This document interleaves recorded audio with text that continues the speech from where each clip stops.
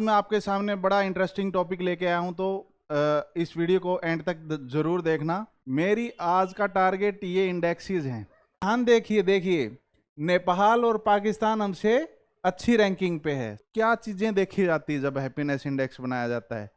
तो जो टॉप के 5% जो धनवान लोग हैं, उनके पास 90% के अबाव जो है धन पड़ा है देश का। इंडिया और पाकिस्तान का मैच था, लिटरली दो क्रिकेटर, एक तो जो हमारे यहाँ फ्लाइट क्रैश हुई थी उनका का साइन एक लैंग्वेज दे के वो उसको मॉक कर रहे थे, और एक बैट को यूं AK-47 की तरह। ठीक है, मतलब आप क्या बोलना चाह रहे हैं? इन कंट्रीज के अंदर करप्शन नहीं है, किसी और आइडियोलॉजी का इम्पैक्ट रहता है पूरा।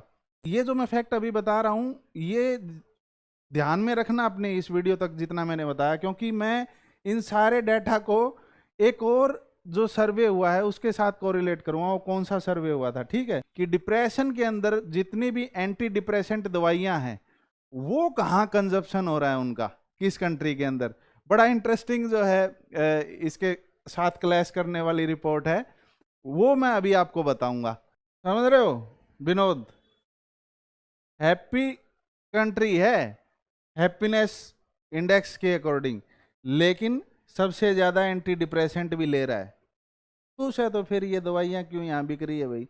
एक तरफ फिनलैंड को टॉप रैंक मिली है और लगातार 8 सालों से मिल रही है, और एक तरफ फिनलैंड जो है OECD कंट्रीज के अंदर टॉप 10 कंट्रीज के अंदर एंटी डिप्रेसेंट लेने वाला कंट्री बता रखा है। पढ़ा लिखा आदमी है नहीं, वो चाहो तो देश ना अच्छी राह पे बिगड़ सके और बुरी राह पे बिगड़ सके, क्योंकि उसके पास दोनों तथ्य हैं। ऐसे में ऐसी रिपोर्ट्स अगर कोई गलत वे से पेश करता है तो देश के अंदर डिसरप्शन फैलने का पूरा चांसेस है। पूरे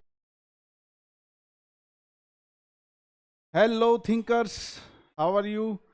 आशा करता हूं कि आप सभी अपनी लाइफ में अच्छे होंगे, अच्छा कर रहे होंगे। आज मैं आपके सामने बड़ा इंटरेस्टिंग टॉपिक लेके आया हूं, तो इस वीडियो को एंड तक जरूर देखना। और अगर आप इस चैनल पे नए हैं तो इस चैनल को सब्सक्राइब कीजिए, वीडियो को लाइक शेयर कीजिए, कमेंट कीजिए नीचे, ठीक है। आज मैं वीडियो के अंदर आपको बताऊंगा कि जितनी भी इंटरनेशनल रिपोर्ट्स वगैरह, इंडेक्स वगैरह जो रिलीज होते हैं, चाहे आज का जैसे मैंने एग्जांपल ले रखा है हैप्पीनेस इंडेक्स का, इसमें आपको कुछ तथ्य भी जानने को मिलेंगे। और मैं इनकी जो क्रूशियल जो चीज़ें हैं, इनकी इम्पोर्टेंस है या फिर कहाँ ये लैग कर जाते हैं, क्या हमें इन पे रिलाय होना चाहिए या फिर इनको कैसे बनाया जाता है, कहाँ ये कॉन्ट्राडिक्ट कर जाते हैं, मैं इस एग्जांपल से आपको समझाने की कोशिश करूंगा।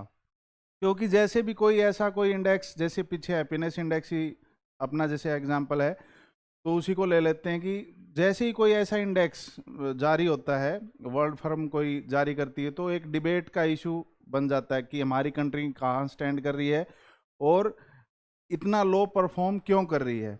और कुछ लोग इसके विपक्ष में तथ्य देते हैं, कुछ पक्ष में तथ्य देते हैं, लेकिन मेरी आज का टारगेट ये इंडेक्सेस हैं कि कैसे हमें कितना रिलाय करना चाहिए और कितना क्या कुछ इनमें सच्चाई या झूठ है, क्या देखते हैं। जैसे सबसे पहला एग्जांपल ले लेते हैं अपना जो आज का है हैप्पीनेस इंडेक्स का। ये दरअसल किसने रिलीज किया था? मार्च में अभी रिलीज हुआ है 2025 के अंदर, और ये रिलीज किया था वेलबींग रिसर्च सेंटर, जो कि ऑक्सफोर्ड यूनिवर्सिटी का है। किसके साथ मिलके? गैलप के साथ मिलके। गैलप एक तरीके की एंटिटी है जो हिस्टोरिकली भी सोशल और पॉलिटिकल जो सोच है लोगों की, उनको बताती आई है। और उसके साथ ही जो UN sustainable development solution network, ये 3 लोगों ने मिलके वर्ल्ड हैप्पीनेस इंडेक्स 2025 को जारी किया था। और जो वर्ल्ड हैप्पीनेस डे है वो कब आता है? 20 मार्च को आता है।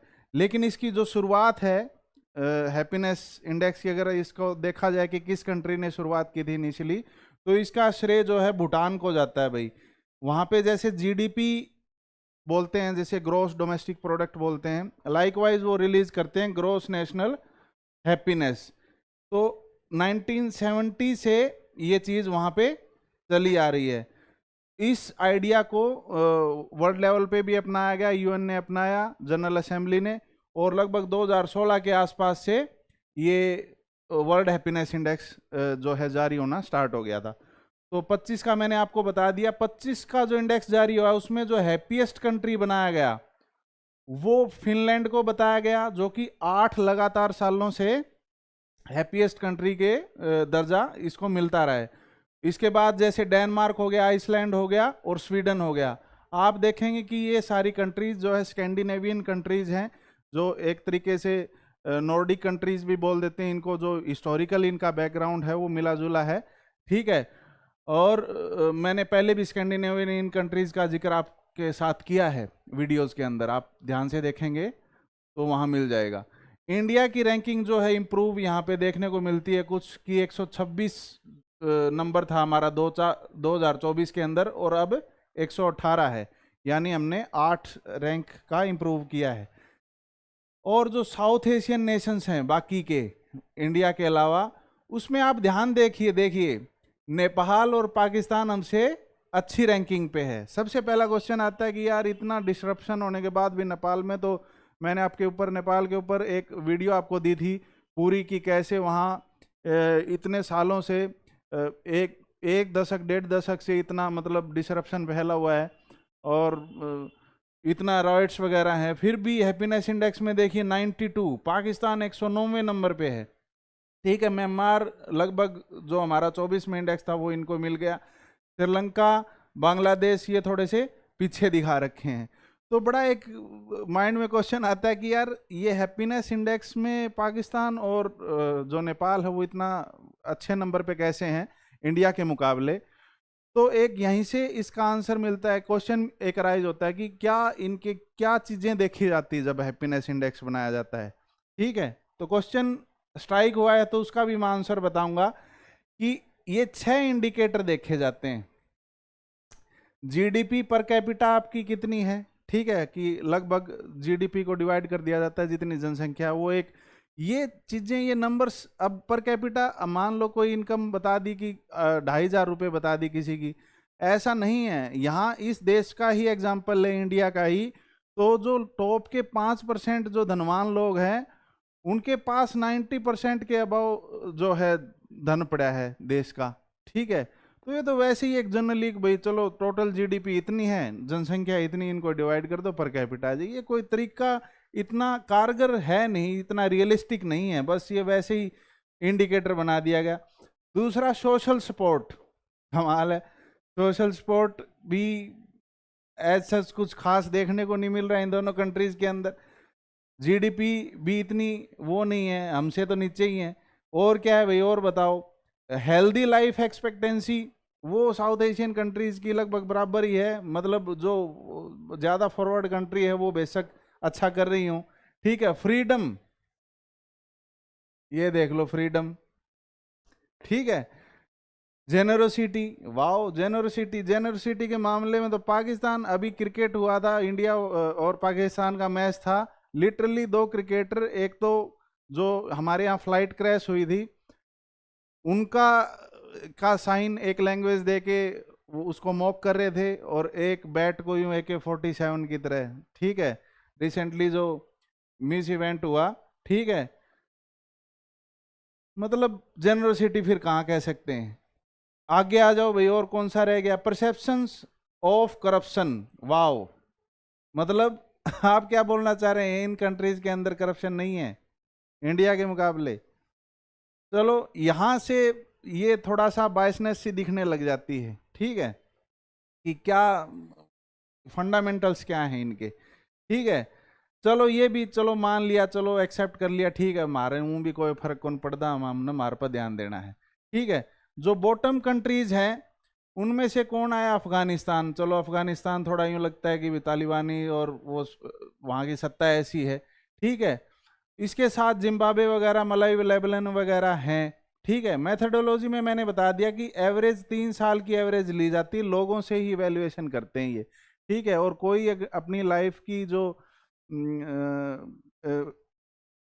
जितनी भी सुविधाएं वगैरह हैं या फिर करंट सिचुएशन है उनको 0 से 10 के अंदर रेटिंग करता है, तो उस सर्वे से ये इंडेक्स जारी करते हैं। तो इसमें काफ़ी लूप होल्स देखने को आपको मिल सकते हैं कि पहली बात तो क्या जो कंट्री के लोग हैं, सिटीजन्स हैं, वो एक्टिवली इन्वॉल्व हो रहे हैं या नहीं, ठीक है, या उनका जो माइंडसेट है वो बायस्ड है या नहीं, क्योंककि we all are biased today in today's world, ठीक है। कहीं ना कहीं एक तरीके से हमारे ऊपर किसी न किसी पॉलिटिकल या किसी और आइडियोलॉजी का इम्पैक्ट रहता है पूरा, ठीक है। तो ऐसे में हम अनबायस्ड सजेशन दे पाते हैं या नहीं दे पाते। और भी इसके अलावा, जैसे मैंने एग्जांपल पाकिस्तान और नेपाल का दे के आपको बताया कि कैसे इसका अभी तक मेरे को तो इस ऐसा कुछ पता नहीं चला कि इंडिया और पाकिस्तान नेपाल में इतना डिफरेंस क्यों, और ये अच्छे नंबर पे क्यों है और हम थोड़ा सा पीछे क्यों रख दिए गए, ठीक है। उसका रीज़न ये भी हो सकता है कि ये पार्टिसिपेट ही एक्टिवली ना करते हो, या फिर बायस्ड हो खुद की कंट्री को लेके, जो अच्छा मतलब जो है फीडबैक देते हो, कुछ भी हो सकता है, ठीक है। आगे चल के देखें तो जो डिटर्मिनेंट्स हैं हैप्पीनेस के, इन 6 इंडिकेटर में से भी बोला गया है कि जो ट्रस्ट है, सोशल कनेक्शन है, या शेयर्ड मील्स हैं, या कम्युनल काइंडनेस है, वो ज़्यादा क्रूशियल रोल प्ले करता है ओवर द वेल्थ, ठीक है। कि आपका सोशल बॉन्डिंग आपके देश के अंदर कितनी है वो ज़्यादा मैटर करती है, ना कि वेल्थ मैटर करती है। तो सोशल बॉन्डिंग भी ऐसी बात नहीं है कि हमारे यहाँ ठीक है, जब घर ज़्यादा बर्तन होंगे तो उतने ज़्यादा खुड़केंगे, कोई लोटा एक पड़ा हो घर के खुड़केगा, ठीक है। समझ रहे हो ना मैं क्या कह रहा हूँ। एक तो ऐसी कंट्री जहाँ हर धर्म, हर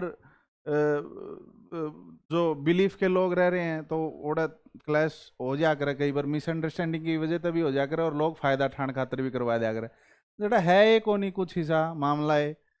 और तो अपनी सरकार घर की वही काका लिखनिया। इसके बाद अगर ओरिजिन की बात करें कि ये हैप्पीनेस इंडेक्स का ओरिजिन मैंने आपको बता दिया था कि भूटान ने जीएनएस स्टार्ट किया था, उससे इंस्पायर होके जो जनरल असेंबली है यूएन की, उसने अडॉप्ट कर लिया। थीम क्या थी अब की बार 25 की? केयरिंग एंड शेयरिंग, ठीक है। अब मैंने यहाँ स्पेशली मेंशन कर रखा है साउथ कोरिया की रैंक को। ये जो मैं फैक्ट अभी बता रहा हूँ, ये ध्यान में रखना अपने इस वीडियो तक जितना मैंने बताया, क्योंकि मैं इन सारे डाटा को एक और जो सर्वे हुआ है उसके साथ कोरिलेट करूँगा। वो कौन सा सर्वे हुआ था, ठीक है। साउथ कोरिया की जो रैंक है वो 58वीं बताई गई है। 147 कंट्री का सर्वे करते हैं भाई, ये 147 कंट्रीज का सर्वे के अंदर की लिस्टिंग है। मतलब हम 147 में से 118 पे स्टैंड कर रहे हैं, ठीक है। और टॉप पे फिनलैंड है। ये हो गया हैप्पीनेस इंडेक्स का सारा, ठीक है। अब आते हैं इसके कॉन्ट्रैरी, आपको ये पता होना चाहिए कि happiness is a state of mind, ठीक है। आपका कोई भी आपका मूड है तो आपकी मानसिकता मतलब उस टाइम वैसी हो रखी है, ठीक है। तो यहीं अगर जहाँ मानसिकता आती है वहाँ मानसिक रोग भी आ जाते हैं, डिप्रेशन वगैरह, जो कि अमूमन वर्ड यूज किया जाता है, ठीक है। उस चीज पे अगर हम ध्यान दें कि डिप्रेशन के अंदर जितनी भी एंटी डिप्रेसेंट दवाइयां हैं वो कहाँ कंजप्शन हो रहा है उनका, किस कंट्री के अंदर। बड़ा इंटरेस्टिंग जो है इसके साथ क्लैश करने वाली रिपोर्ट है, वो मैं अभी आपको बताऊंगा, ठीक है। ये देखिए ग्लोबल डिप्रेशन फैक्ट। अब आप यूं सोचेंगे कि ये फैक्ट्स 2020 के दौरान जो पेंडेमिक हुआ उसमें कुछ फ्लक्चुएट किया होगा, ऐसा नहीं है। 2020 से पहले ही 2016 में जर्मनी ने ही 40% 46% की जो है वृद्धि देखी है, experienced 46% rise in anti depressant use in 4 years, 20 तक, इन 4 सालों में। तब तक तो कोई पेंडेमिक कोविड वगैरह था ही नहीं, ठीक है। और पुर्तगाल और स्पेन ने भी कम से कम 20% का जो है इंक्रीज देखा है, ठीक है। अब पीछे जो मैंने रिपोर्ट बताई थी हैप्पीनेस इंडेक्स वाली, वो ध्यान रखना मैंने उसके इंडिकेटर भी बता दिए, लेकिन स्टेट ऑफ माइंड की मैं बात कर रहा हूं कि एंटी डिप्रेसेंट ले रहे हैं लोग, सुसाइडल रेट क्या है, कहाँ स्टैंड कर रही हैं वो कंट्रीज जो हैप्पीनेस इंडेक्स में टॉप पे थी, ठीक है, और जो हैप्पीनेस इंडेक्स के अंदर नीचे दे रखी हैं। अब people using medication for depression during this time included people as young as 12 year old, मतलब देश का भविष्य है, 12 साल से लेके तक का सर्वे है, ठीक है।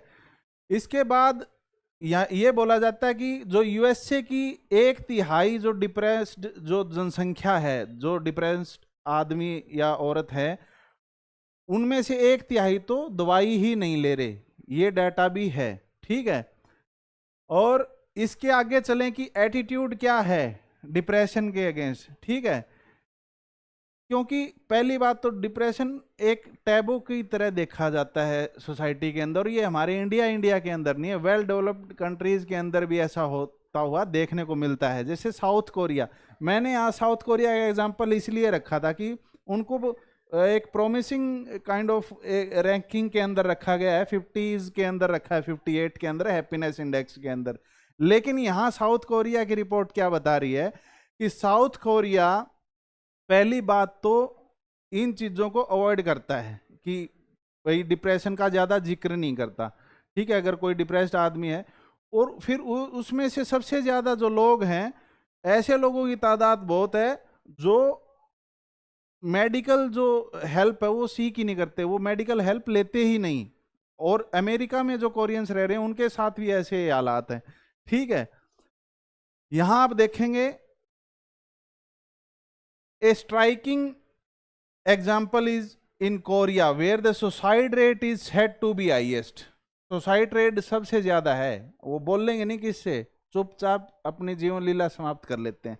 ठीक है, जो है मेंटल हेल्थ के लिए ट्रीटमेंट के लिए हेल्प नहीं लेते। अब इससे आगे चलते हैं। एज ऑफ 2022 रिपोर्ट इंडिकेट्स पुर्तगाल जो एक ऐसी कंट्री है जहां पे डिप्रेशन का स्टिग्मा हाईएस्ट बताया गया है, लेकिन वहां लोग क्या है कि हेल्प ले लेते हैं अपनी डिप्रेशन की, अपनी जो स्टेट ऑफ माइंड है उसकी हालत को बयां कर देते हैं और हेल्प लेने में हिचकिचाते नहीं। ये उसकी पॉजिटिव बात है। ठीक है, इसके बाद चलते हैं कि टॉप 10 कंट्रीज कौन सी है। ये अभी मैं जो ये टॉप 10 कंट्रीज है ये ओईसीडी की बात कर रहा हूं। मैंने ओईसीडी का जिक्र किया था 2-3 दिन पहले करंट अफेयर्स के अंदर आपके साथ कि ओईसीडी ने हमारी जो जीडीपी की रैंकिंग है या जो ग्रोथ की रैंकिंग है उसको इम्प्रूव कर दिया है। तो वो ओईसीडी है। ओईसीडी मतलब organisation for economic cooperation and development. इसके अंदर लगभग 38 कंट्रीज आती हैं, जिसमें ज़्यादातर यूरोपियन कंट्रीज और आपकी जो स्कैंडिनेवियन कंट्रीज हैं जो यहाँ हैप्पीनेस इंडेक्स में अच्छा कर रही हैं। ठीक है, और इसके साथ आपका यूएसए, कनाडा वगैरह, न्यूजीलैंड, ऑस्ट्रेलिया और नॉर्थ साउथ अमेरिका में से भी कुछ कंट्रीज इसमें शामिल हैं। ठीक है, तो उन 38 में से जो टॉप 10 है वो उसमें एंटी डिप्रेसेंट लेने वाले देखिए आइसलैंड। आइसलैंड आपको यहां कहीं दिख रहा है? ये रहा, समझ रहे हो विनोद? हैप्पी कंट्री है हैप्पीनेस इंडेक्स के अकॉर्डिंग, लेकिन सबसे ज्यादा एंटी डिप्रेसेंट भी ले रहा है। खुश है तो फिर ये दवाइयां क्यों यहां बिक रही है भाई? ठीक है, फिर उसके बाद देखिए स्वीडन। क्या आपको यहां दिख रहा है स्वीडन कहीं? यस, ये रहा। ठीक है, और बताता हूं, आपका प्यारा फिनलैंड जो कि टॉप में रखा गया और 8 साल से टॉप में है, वो यहां बेचारा डिप्रेशन से ग्रस्त है। ठीक है, तो देखिए कितना कॉन्ट्रारी। और दोनों ही मतलब आप अब ये बोलोगे कि एक तो इतना वेल रेपुटेटेड जो ऑर्गेनाइजेशंस हैं उनके द्वारा जारी की जाए, और एक आपने पता नहीं कहाँ से, ये ऐसी वैसी पोस्ट नहीं है, मैं सोर्स बता रखा है नीचे। फार्मास्यूटिकल मार्केट के अंदर जो फार्मास्यूटिकल कंजप्शन है एंटी डिप्रेसेंट की, ओईसीडी द्वारा जारी की गई रिपोर्ट है ये, यानी जिनके अंदर ये 38 कंट्रियां आती हैं। ठीक है, अब दूसरी बात ये हो जाती है कि आप दोनों जो रिपोर्ट है उनके अंदर किसको ज़्यादा एग्जैक्ट मान सकते हो। मैंने आपको बताया कि पहले ही ये थोड़ा सा संशय पैदा करती हैं कि पाकिस्तान, नेपाल कैसे आपने ज्यूम किया, और लोगों के साथ इंटरेक्ट करते हुए लोगों का क्या माइंड सेट है। मतलब काफ़ी लूप होल्स देखने को मिल सकते हैं। मैं ये नहीं बोल रहा कि ये जानबूझ के मतलब इस चीज़ को गलत पेश कर रहे हैं। हो सकता है कि सर्वे कितना भी अच्छा कर लें आप, कंपोनेंट जो है इसके वो डेलिबरेटली या इनडेलिबरेटली जो है इसको इम्पैक्ट कर सकते हैं रिपोर्ट को, समझ रहे हो। मतलब कोई पुख्ता आप जड़ तक जा नहीं सकते जहां तक बात है इस रिपोर्ट की। लेकिन ये तो ऐसा कोई करने की जरूरत ही नहीं है, ये तो सिंपल सा सर्वे है, पता है कि भाई इस देश में एंटी डिप्रेसेंट कितनी बिकन लग रही है, ठीक है। आप सीधा सा डाटा कलेक्ट कर सकते हो, वहां से सिंपली पता चल जाएगा। यहाँ तो कोई छिपने छिपाने वाली भी बात नहीं है, तो क्लियर रिपोर्ट पड़ी है, ठीक है। लेकिन दोनों का कॉन्ट्राडिक्शन देखिए आप कितना है, ठीक है। कि एक तरफ फिनलैंड को टॉप रैंक मिली है और लगातार 8 सालों से मिल रही है, और एक तरफ फिनलैंड जो है OECD कंट्रीज के अंदर टॉप 10 कंट्रीज के अंदर एंटी डिप्रेसेंट लेने वाला कंट्री बता रखा है। फिनलैंड के साथ डेनमार्क, स्वीडन भी और आइसलैंड भी शामिल है, जो कि यहाँ भी टॉप कंट्रीज के अंदर, हैप्पी कंट्रीज के अंदर शामिल है, ठीक है। अगर मैं आपको थोड़ा डिपिक्टेड करके बताऊं कि एक पिक्चर के अकॉर्डिंग, तो ये 2020 से हमारी इंप्रूवमेंट दिखा रखी इन्होंने। हम 139 पे थे 2020 के अंदर हैप्पीनेस रिपोर्ट के अंदर, अब 118 के ऊपर हैं। ये देखिए टॉप की जो 5 कंट्रीज हैं हैप्पी, आपकी जो फिनलैंड है, डेनमार्क, आइसलैंड, स्वीडन, नीदरलैंड वगैरह, ठीक है। ये एशियन नेशन के अंदर, एशियन नेशन में पाकिस्तान देखिए हमसे ऊपर है, ठीक है। यहां आ जाते हैं अब टॉप 10 कंट्रीज। अब OECD का भी मसला नहीं है इसमें। ये जो फोटो आपको दिखा रहा हूं इसमें तो OECD भी नहीं है, ये तो वर्ल्ड की रिपोर्ट है, ठीक है। वर्ल्ड पॉपुलेशन रिव्यू की साइट पे आप जाओगे तो ये फोटो आपको देखने को मिल जाएगी, पूरा डाटा है वहां पे, पूरा वर्ल्ड का डाटा है, ठीक है। यूक्रेन, अब ये टॉप 10 मिलेंगे आपको, 3, 3, 6, 3, 9, 10, ठीक है। अब वर्ल्ड की वो तो आप बोल देते कि 38 कंट्रीज में से हैं ये तो टॉप 10 के अंदर, वर्ल्ड के अंदर तो क्या पता बहुत पीछे स्टैंड करते हो ये, ऐसा नहीं है। ये रहा आपका प्यारा फिनलैंड, टॉप 10 कंट्री वर्ल्ड की जो कि एंटी डिप्रेसेंट लेती है, उसकी लिस्ट में फिनलैंड जो कि टॉप 5 कंट्रीज है हैप्पीनेस इंडेक्स की, उसमें रैंकिंग फर्स्ट पे दिया हुआ है, वो एंटी डिप्रेसेंट भी ले रहा है।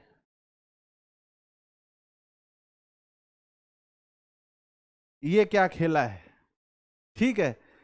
तो इस एग्जाम्पल से मैं आपको ये समझाना चाह रहा हूं कि कैसे कॉन्ट्राडिक्ट कर जाती हैं रिपोर्ट्स, और ऐसे थोड़ा सा क्यूरियोसिटी पैदा होती है कि कहां तक ये चीजें रिलाय करने वाली हैं, रिलायबल कितनी हैं, इनके ऊपर कितनी बहस होनी चाहिए, या फिर इनके अंदर कुछ सुधार होना चाहिए या नहीं होना चाहिए, ठीक है। आने वाले टाइम में कुछ रिफॉर्म्स की इस रिपोर्ट को ज़्यादा ज़रूरत है, और जो भी ऑर्गेनाइजेशन इनको जो रिलीज करती हैं उनसे क्या डिबेट या जो है नेगोशिएशन की जा सकती है कि आप इनके अंदर जो भी आपका मेथोडोलॉजी है उसको दुरुस्त कीजिए, ठीक है। ये ध्यान रखने योग्य बातें इसलिए ज़्यादा है क्योंकि खासकर हमारे देश पर, क्योंकि लोग, अच्छी बात मैं इस चीज़ को अप्रिशिएट करता हूँ कि एक्टिव जो लोग हैं, मैं एक बात क्या करूं कि जो पढ़ा लिखा आदमी है नहीं, वो चाहो तो देश ना अच्छी राह पे बिगड़ सके और बुरी राह पे बिगड़ सके, क्योंकि उसके पास दोनों तथ्य हैं, ठीक है।